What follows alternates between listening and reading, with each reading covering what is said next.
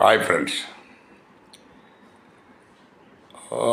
మొన్న సుప్రీంకోర్టు ఈ BR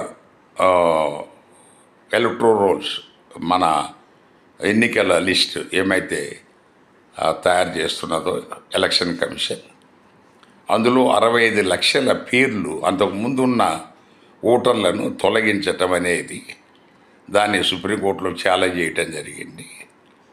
so దానికి సుప్రీంకోర్టు ఎలక్షన్ కమిషన్తో ఆ 65 లక్షల ఓట్లు పునరుద్ధరించాలా, తర్వాత ఏ ఏ కారణంతో వాళ్ళను తొలగిస్తున్నారు అనేది మీరు స్పెసిఫిక్గా చెప్పాలా ఒక్కొక్క కేసుకు అన్నారు.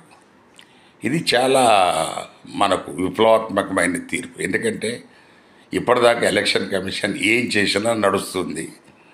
ఒక స్టేజ్లో ఎలక్షన్ ప్రాసెస్లో ఉన్న తర్వాత సుప్రీంకోర్టు ఇంటర్వ్యూని కావటం సాధ్యం కాదు. కాబట్టి చాలా సందర్భాల్లో సుప్రీంకోర్టు సైలెంట్గా ఉంటున్నారు. కానీ ఇక్కడ ఇది ఇప్పుడే స్టార్టింగ్, ఇది ఫినిషింగ్లో ఉంది. కాబట్టి కరెక్ట్ టైంలో కరెక్ట్గా వాళ్ళు స్పందించారు.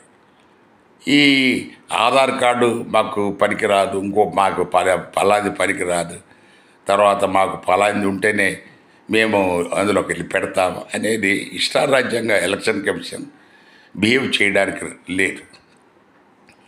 ఇది ఈ సుప్రీంకోర్టు జడ్జిమెంట్ను స్వాగతిస్తున్నాము.